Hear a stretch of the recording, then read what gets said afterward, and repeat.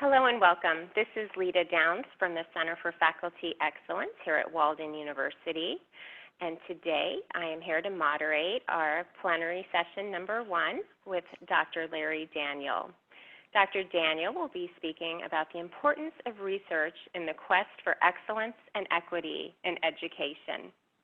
Before we turn things over to our plenary speaker, I want to go over a few housekeeping items in Zoom. On the lower left-hand corner, there is an audio settings button. If you need to adjust your audio throughout today's session, if you click on that button, you can adjust your volume. You can even toggle back and forth between your phone and your computer speaker. We do have a Q&A box. Dr. Amy White will be monitoring that throughout today's session, so please enter any questions that you may have, and Dr. Daniel will address those at the end of today's session. We also have closed captioning if anyone on the line needs that as well. Finally, there's a View Options dial in the upper part of the screen. If you need to exit the full screen or zoom in on a slide, you can do so by selecting that option. At this point, I'm going to turn things over to our Dr. Amy White from the College of Education, who will introduce Dr. Larry Daniel. Welcome. Good morning, Dr. White. Good morning. Thank you so much, Lita. I'm so pleased to introduce Dr. Larry Daniel to you all. He currently serves as Dean and Professor at the College of Education at the University of Texas, Permian Basin. He has served this role also at the Citadel and the University of North Florida. Larry's 40-year career in education includes service as a public school teacher, education faculty member, and educational leader. He holds a PhD in Educational Administration and MED in Special Education, both from the University of New Orleans. Dr. Daniel has taught everything from research methods, quantitative data analysis and measurement, to teacher education and educational leadership. He has mentored numerous doctoral students through the dissertation process and has frequently co-published research with his doctoral students. His research areas include educational leadership, teacher education reform, and research methodology. He currently serves as editor-in-chief for Middle Grades Research Journal and has past editorships of educational and psychological measurement and research in the schools. Dr. Daniel is an advocate for diversity and equal opportunity. He spent much of his effort in teacher education, preparing teachers for work in diverse communities and assuring positive educational outcomes for children and youth in Title I schools. He also served as co-director of the Truth, Racial Healing, and Transformational Campus Center at the Citadel. But most importantly to me, Dr. Daniel is the person that convinced me I could be an educational researcher. From my very first day in his doctoral statistics class, where I was too terrified to get out of my car, to by the end of class, he had us submitting presentations on research methods to a small state research conference.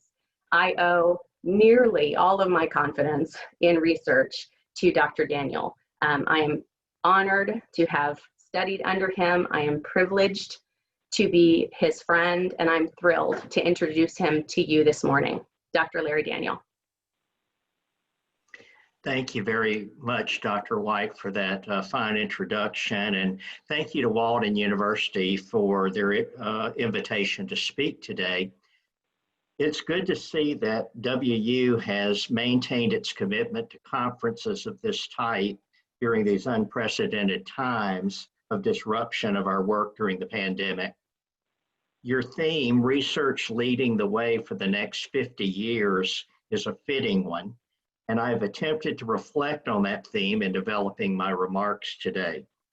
Also, I'll express a big thanks to Dr. Downs, who is assisting behind the scenes to make the talk today successful. My focus is on research and its importance in achieving the outcomes of equity and excellence. Perhaps some of what I share today will be instrumental as Walden thinks about its next 50 years. Further, I hope my remarks assist you in thinking about your own research and how you guide your students in becoming scholars. As you'll notice on the slide, a few things about my perspective as an expert on this topic today. As Amy indicated, I've been in college level academic leadership for more than 20 years. I taught at the middle grades and high school levels. It seems like another lifetime at this point, but I have done that. And then been engaged with research in all those different ways that are shown there, including, I counted up a few days ago, and I think there's been around 35 faculty that have been under my direct leadership as a dean that I have recommended for promotion and tenure over the years. Obviously, you have to look at their credentials and how they perceive research, and have also been an external reviewer for a very large number of individuals as well. Go into the next slide, please. Think for just a few moments about these two very heavy concepts, equity and excellence. They're words we use regularly, though it is hard for us to agree on meaning and focus. These terms are extremely significant in our work as educators and researchers.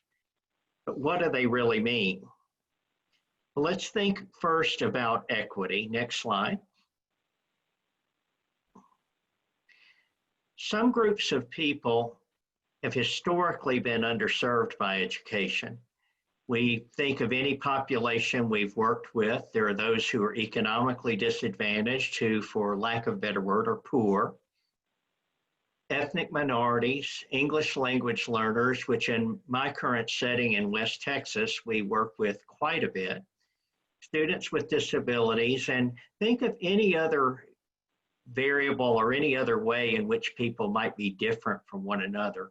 We know some groups are served fairly well, have been served fairly well, and others are not served as well. I think most of us believe that education has the potential to strengthen the opportunity for success. We see education as a great equalizer.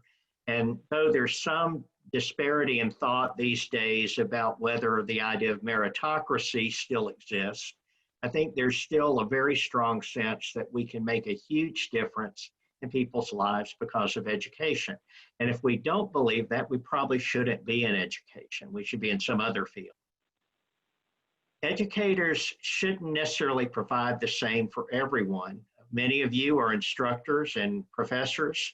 You know that different students need different things, and we can't just throw out one sampling of information and time to all people and expect that that will meet every student's need.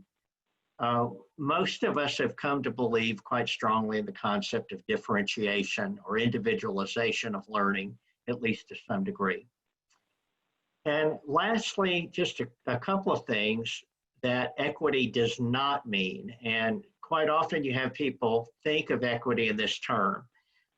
They might say, well, I had to cover the material. You know, I had to get through everything that is required in the course, in the unit, and whatever, you know, segment of instruction that there may happen to be. And unfortunately, some people just didn't get it. And, you know, we did the best we can. And if some don't make it, well, I'm sorry. That's not what equity means. Equity means going that extra mile for the students who need a little bit more.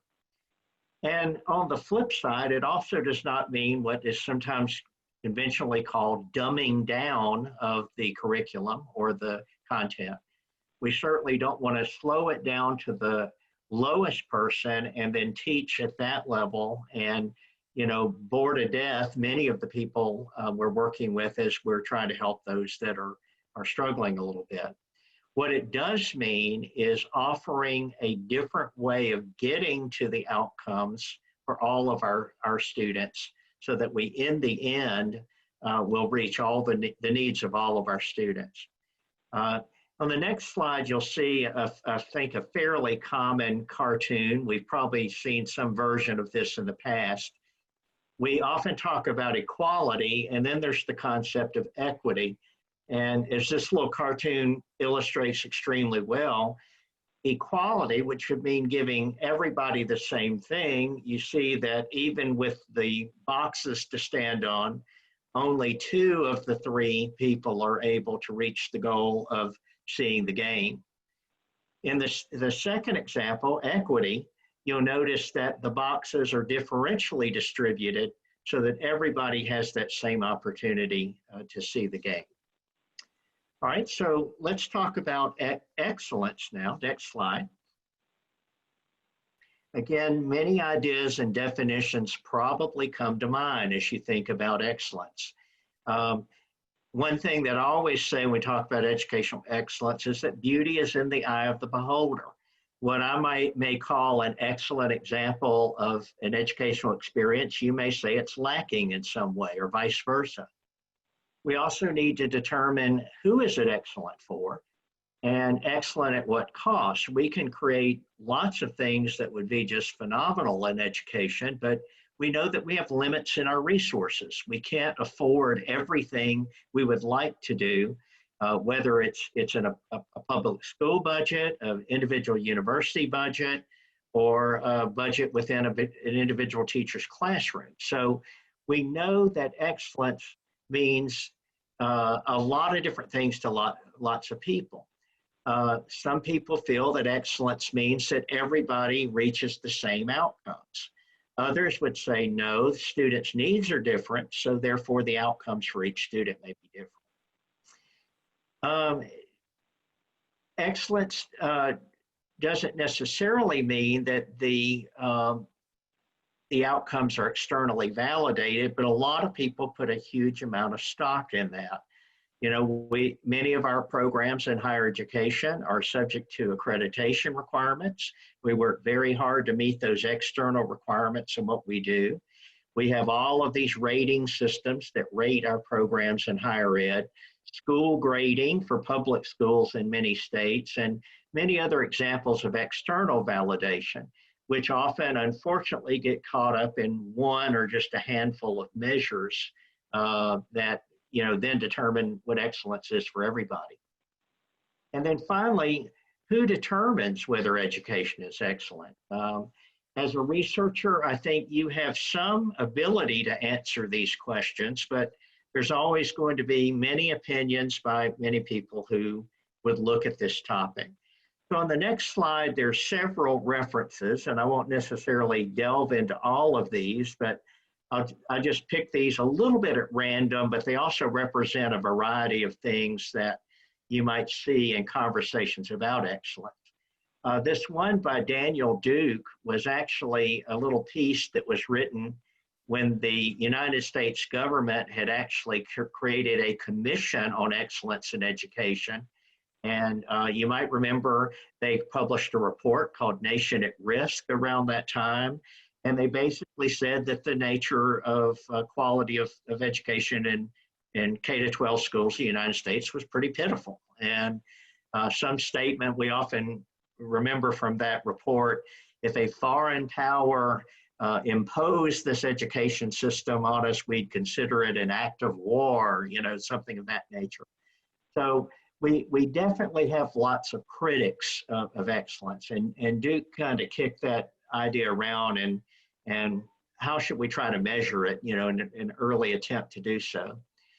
This more recent piece by Hughes, which came out in Inside Higher Ed, lots of us read that because it's open source and we often get the connections. Click here to see the next article.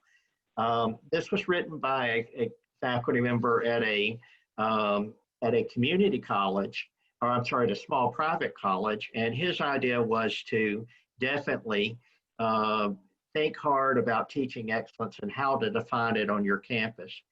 And this final one by Brusoni and colleagues is an international group of scholars from Europe. And these were experts. They were all experts in the area of quality assurance in higher ed. And this group, you'd think if you had anybody that could define excellence, they would. Well, here's a quote from their report, and I'll just read it for you. There may be more than one way in which agencies could promote excellence in higher ed, and it may be difficult to define sources of evidence that would be appropriate for quality review. So even this large national group devoted to this topic found it hard to really begin to define excellence in education. So next slide is my little bit of guidance to researchers.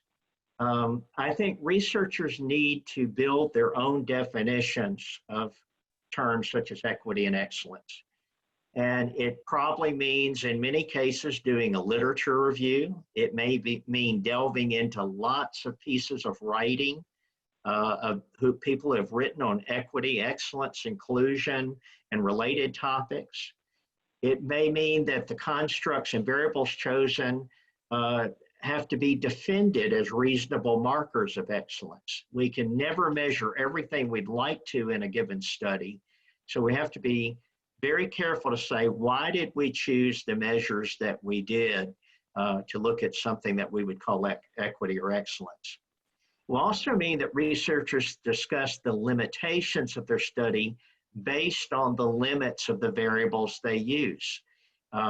I might use self-perception variables. I might ask people about how have you been treated in particular educational setting you're in, which would be an equity related sort of thing.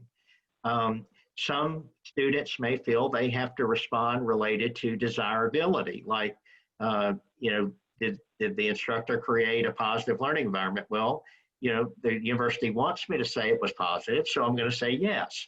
Not necessarily did I really feel as comfortable as I would have liked to have done so. So there could be limits on the ways that we choose to measure things. It may also mean that multiple studies are needed using diverse variables and methodologies. So we want to spend our remaining time today thinking about the quality of our research practices. I will focus on 7 suggestions that will help you as you consider how to make the work you do meaningful in research, especially as you focus on the quest to explore issues of equity and excellence. These conceptual topics I will talk through are not new. They've been around for many years, but we all find that research practice can get sloppy over time. And without continued focus on matters of quality, our work can evolve into going through the motions, loss of the excitement and commitment we need to assure our research is on the cutting edge. There's an old saying that if a research study is worth doing, it's worth doing well. Of course, the converse of that is if the study is not worth doing, it's not worth doing well. So we don't want to be working hard to have good procedures and have research that is really not worth the effort to begin with. So specifically, I will urge you, and I'll read these quickly and then we'll go through each one, to think about research generalizability when you conduct your study. Carefully construct your research questions.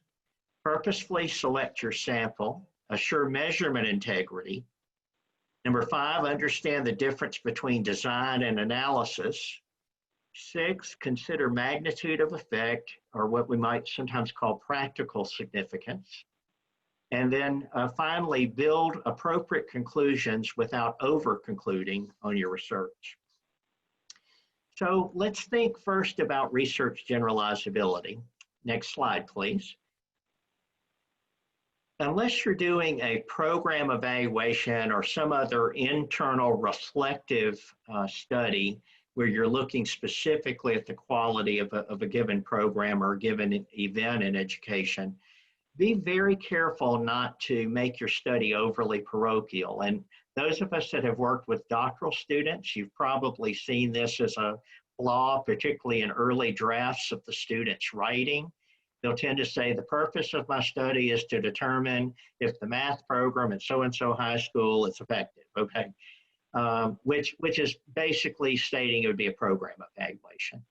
What we would probably want the student to think about is the effectiveness of math programs at large in high schools, and therefore prompt them to, though they may be using a sample from that given school, to talk more broadly about the topic of math instruction. And there may even be methodologies and settings that are well beyond the scope of the study that are talked about as part of the framework for the study. It's very important that researchers think about the settings to which they hope their research will generalize. I think selecting a setting, knowing why it's been selected, and then talking about how that setting reflects at least a piece of the reality, the larger population of reality that the researcher would like to think about is extremely important. And then the last point there would be to discuss generalizability in your discussion and conclusions. Discussion sections in many research studies are overly skimpy. They may just slightly rehash the results and maybe mention one or two things in their literature review, but I think building a sense of implications and applicability and how these findings may be very generalizable is extremely important when we're wrapping up our discussions and our studies. Number two, next slide, please. Carefully construct your research questions. One of the first things we usually try to teach students when we're talking about writing research question is to avoid questions that can simply be answered with a yes or no. Is there a relationship between variable A and variable B? Well, probably before you begin the study, you know there's at least some relationship between those things. It may be very small, but that's a question that's just overly simplified and definitely does not prompt a lot of thought. I think research questions that can get at context and look at degree of relatedness or degree of differences or other important ways of looking at research significance will catch your reader's attention much more clearly and will also tend to lead to a much better constructed study. And if you're dealing with issues of equity and excellence, make sure that you get those concepts clearly stated in your research questions so that it's obvious that people understand what it is you're trying to assess. Make sure your variables are clearly defined and measurable. If I mention a variable in a research question, I usually need to operationally define it and say, I'm going to measure it using this tool or this methodology or this process. And then that will be the way that I look at this variable from here on out. And my last one, we are so caught up with jargon in education and other disciplines. We often will use language that is so specific to our discipline or subdiscipline that someone who's not extremely familiar will have difficulty understanding them. So think of an educated layperson not in your discipline and write your research questions for the benefit of that person. All right, moving on to number 3, purposefully select your sample. Realize that true random samples from an entire population are very hard to select for most educational settings, educational studies. We talk a lot about random sampling and all the different ways that we can randomly sample from a population when we teach people about research. And it's good stuff we need to know, we need to continue to teach people. But quite often we are limited to samples of convenience or other samples that may be more closely at hand. And even if we could possibly draw a random sample, if you thought about every college student in the United States or every school district in a given state or whatever else the population might be, it would be very hard for most of us to even have access to do the sampling that we would need to do. What I try to encourage people to do, randomness is talked about a lot, but what's probably much more significant in practice is representativeness of the sample. Does the sample represent the kinds of reality and the kinds of, or the type of a population that you really care about? And then acknowledge the bias in your sample. If there's many more men than women, if the sample is heavily slanted towards one ethnic group or whatever else the case may be, just talk about those limitations. A lot of times researchers are afraid to describe limitations too deeply because they say, I'm going to completely invalidate what I'm doing. Probably not, unless your sample is indeed so stultified that It would not represent anything other than that immediate group of people, but that would be the rare case. Discuss the limitations, and if nothing else, you're saying we need a better sample next time we do this, but here's what we know with this sample, which could still be extremely useful in the knowledge base within your field. And my last point on that slide, realize that the sample will be your source of data, and at some point the data become your study. At some point your study will not continue if you don't have good data. So selecting the right sample to generate the right data so your study can have meaning is critically important. Number 4, assure measurement integrity. And this gets to issues such as validity, reliability, usability, or practical use of data. There's a lot of confusion around the concepts of validity and reliability. There's a common perception, for example, that validity and reliability are properties of a test instrument. So I hold a test instrument, a copy of it in my hand, and I can say this test or this instrument is valid, it's reliable, it's whatever. Be very careful about making those kinds of assumptions about validity and reliability. Do not rely on statistics published in a test manual. We often will get a test manual or a major study of validity study for a given instrument, and we'll report great findings they had there. The validity, was measured in this way and it looked really good. The reliability coefficient was very large, and therefore I have confidence in my data. Well, your data obviously have their own properties of validity and reliability. So without having some way to test those, you may be making assumptions about your data that may not be founded. So if possible, do some work to look at validity and reliability of your own data. Acknowledge issues related to low reliability. And there's an old rule of thumb. I'll just say it quickly and would certainly be happy to share more about this later with anyone interested. There's the idea of attenuation of a correlation coefficient. The general rule of thumb is that the correlation coefficient will never be larger than the square root of the product liabilities. So let me say that another way.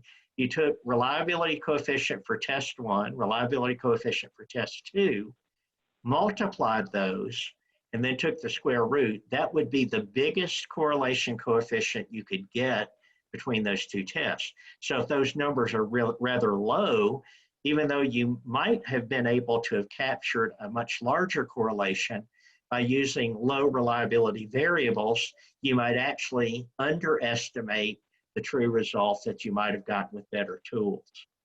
In a qualitative setting, obviously reliability and validity are looked at a bit differently, but triangulation procedures are a major way of looking at ways to assure the trustworthiness and confidence in your data.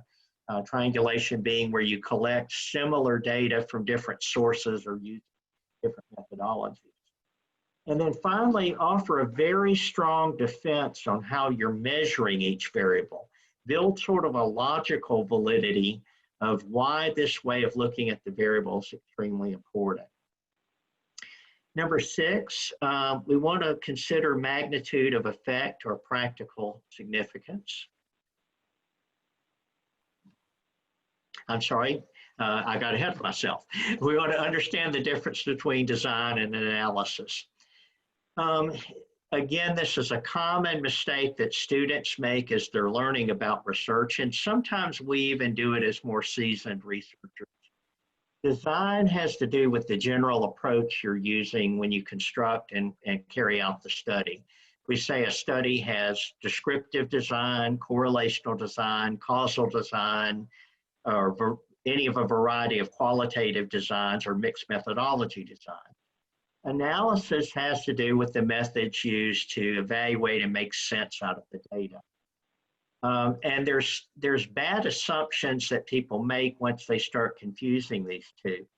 For example, some people think that if they use a method used to compare means, such as t-test or analysis of variance, that they can immediately make causal implications once they start talking about differences in means. If the study isn't designed to be experimental or quasi-experimental, simply because you use that analytic method does not make the meaning of the results causal by any means. So be specific about the qualitative methods you use as well. Clarify them very, very clearly as far as saying, am I using ethnology, grounded study, phenomenology, some other method? And there are conventions of thought in how we look at analyzing data with any of those methods that might be different from another one. Number 6, consider magnitude of effect or practical significance. Statistical significance is very important. It's been around for well over 100 years. It's been used extensively to help us evaluate null hypotheses, hypotheses of no difference or no correlation. Statistical significance is very dependent on sample size. So with large samples, everything winds up being statistically significant, so it becomes meaningless. What's more important is to follow APA guidelines that require us to report measures of statistical effect. There are correlational effect sizes, things such as R squared, eta squared, etc. And then difference effect sizes when we're mostly concerned about comparing means, such as Cohen's d. And I'm a strong believer in effect sizes, and make that an internal rule of yourself, and certainly a rule when you evaluate your students' work. And finally, build appropriate conclusions without over-concluding your results. You want to make sure that your conclusions flow from your data. Don't generalize beyond the limitations of the data.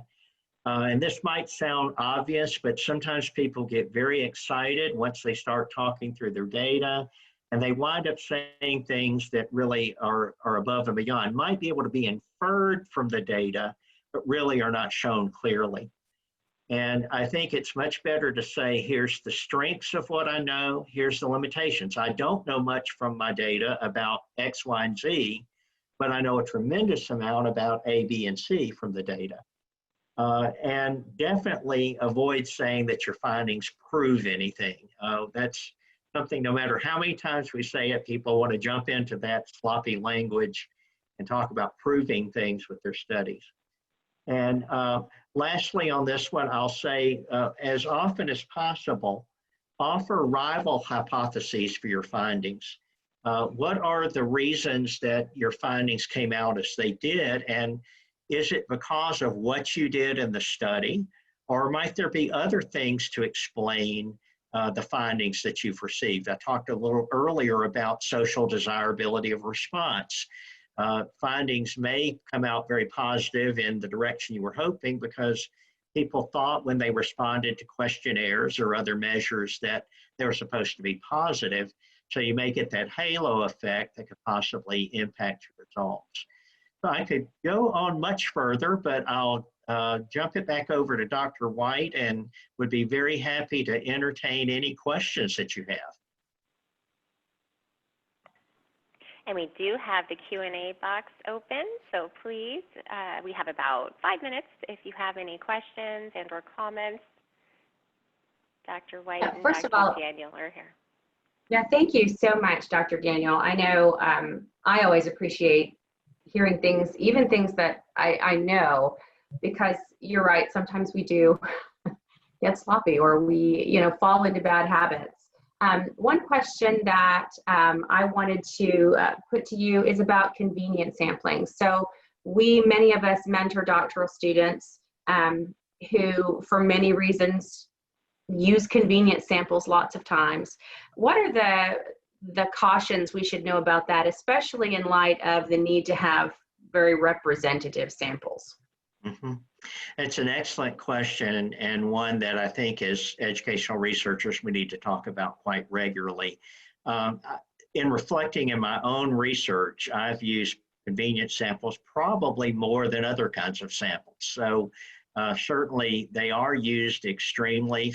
Certainly students often will rely on populations that are closest to them, that they have easy access to, that they know they'll be able to get some level of carte blanche to go in and work with the populations or work with the samples without having too much difficulty. So I think being able to talk about why your convenience sample looks like that larger population.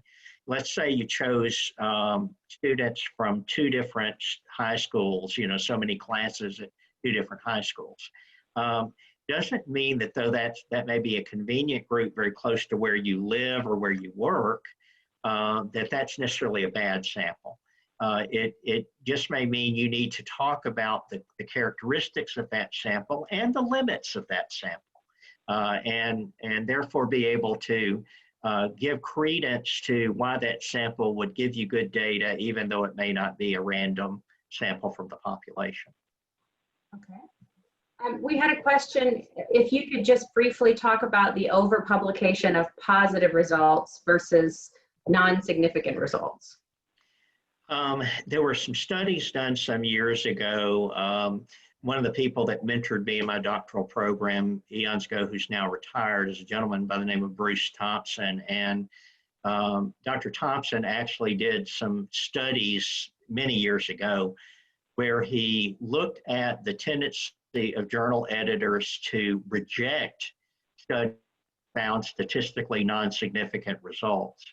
For some reason, there's been that bias in the publication world, the editorial world, that if results are not statistically significant, we shouldn't publish them. I kind of feel a little bit differently from that if the study is meaningful and it doesn't find a statistically significant result, that may be just as important as one that would find a statistically significant result.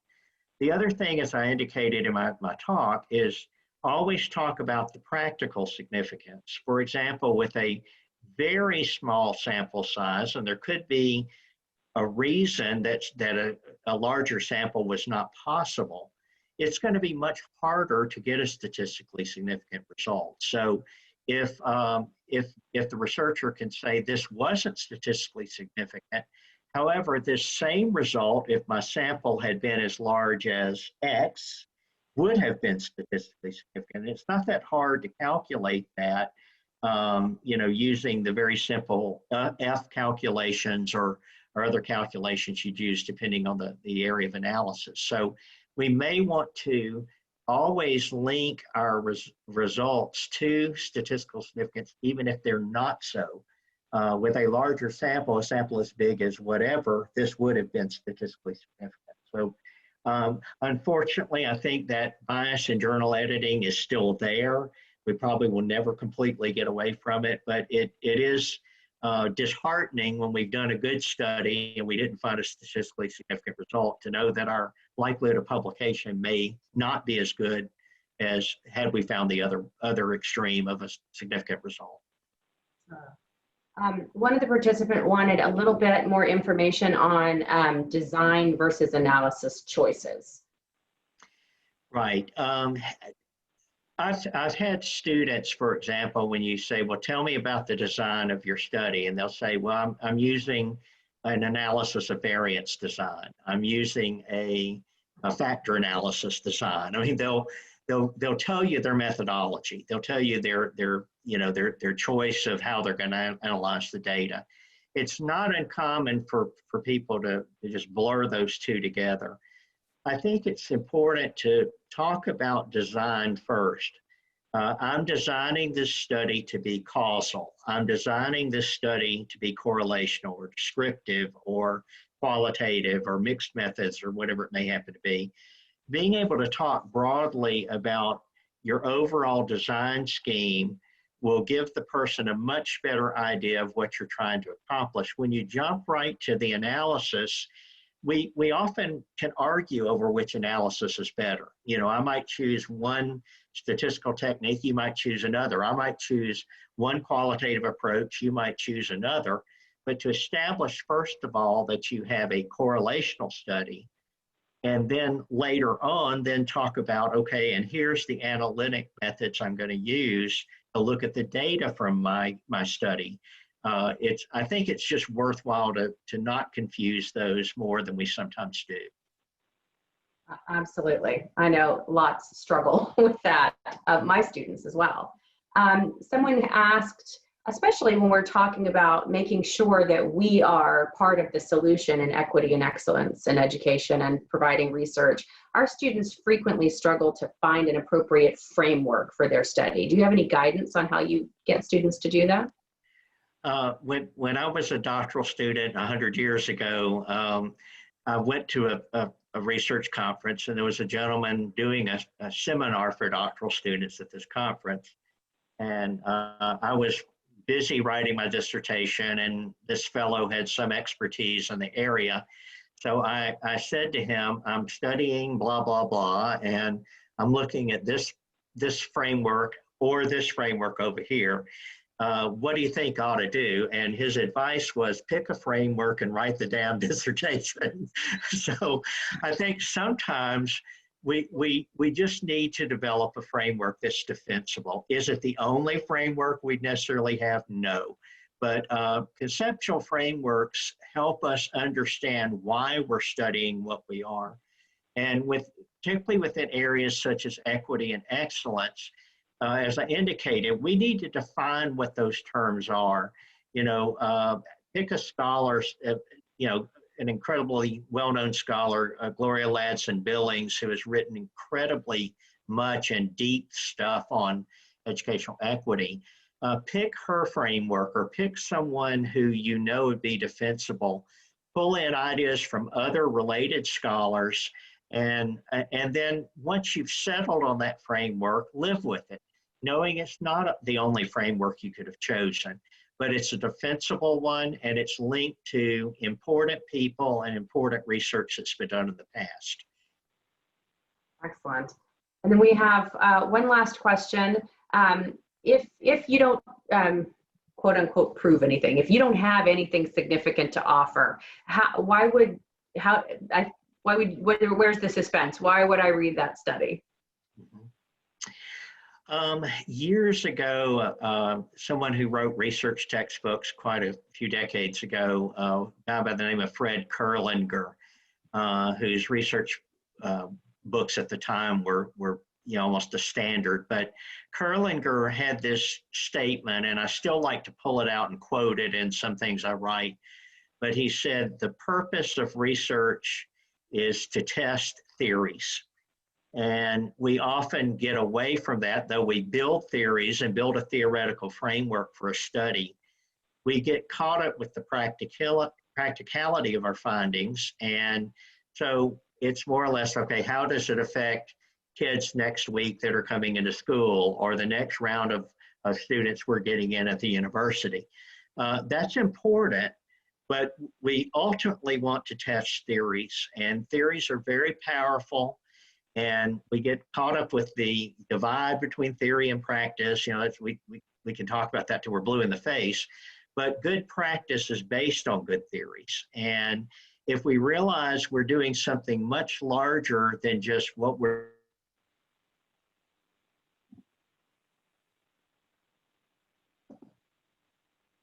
Oh, I think you might have frozen. I think it may have. Well, unfortunately, I guess this was a good stopping point because we are a few minutes over. Some wonderful questions, and I know there were some questions that were not addressed in the Q&A because it's such an amazing topic. So Dr. Amy White can take any of those questions, so please feel free to reach out to Dr. White with any remaining questions that you may have. Thank you so much to both Dr. Larry Daniel and Amy White. Dr. Daniel, your information was very important and very inspirational, I'll say, as a researcher. So thank you so much. And this session will be placed onto ScholarWorks at the beginning of November. So if you missed any portion or would like to re-listen to it, you can do so by going to ScholarWorks, and you can find that on our Walden website. Thank you so much. We have another round of sessions starting in about 15 minutes, so please check your app. And there will be 4 concurrent sessions, so please select one that sounds most interesting to you in your research. Have a wonderful day, everyone. Thank you. Thank you.